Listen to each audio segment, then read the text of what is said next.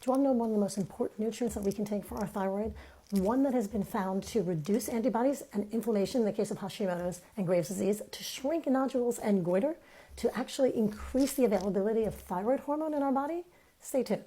The nutrient I'm talking about is selenium. Selenium is incredibly important for our thyroid. In fact, the selenium in our body is primarily concentrated in the thyroid because it plays such an important role. Making thyroid hormone, which our thyroid normally does, making T4 and T3, creates a lot of oxidative damage. It creates these free radicals that otherwise could cause a lot of damage. So we need to have antioxidants there to clean up that damage. And selenium is an important component of the main antioxidant in our body, glutathione. So the selenium is there to help glutathione do its job to clean up the mess that just naturally results from making thyroid hormone. But that's not all. The selenium is also needed to convert T4, the primary prohormone that our thyroid makes, into T3, the active hormone. So the enzyme that does that, that chops off an iodine to make T4 to T3, is called a deiodinase, because it removes an iodine. And that deiodinase is a selenoprotein, which means it has to have selenium in it. But most of us don't get enough selenium in our diet.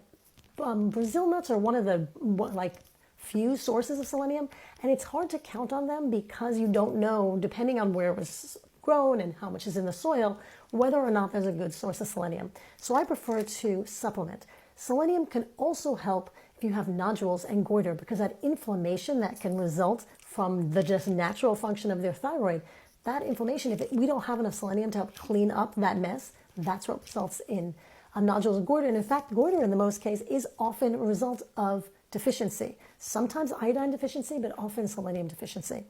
So I actually prefer to take a supplement. It's really important not to take too much because the amount of selenium that we need is a narrow window and too much can be toxic. So what I do is I start with most of the pills that you can get. I happen to like Thorne. I like Thorne everything because they have no fillers in their supplements, and also I know they have really good science and they have third-party testing, so you don't just have to trust what's on there. An independent laboratory has confirmed it. And you want to take selenomethionine.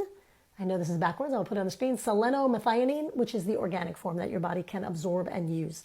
So most of the pills that you'll see on the market have either 100 or 200 micrograms of selenium. I would start with the lower. You can take, if you buy a 200 pill, which is what this is, I take it every other day.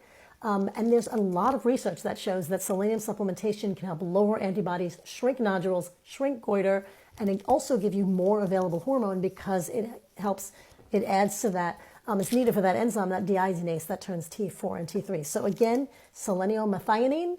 And like I said, I like Thorne. If you click the link in my bio, the long URL, you can actually get a discount on all Thorne supplements.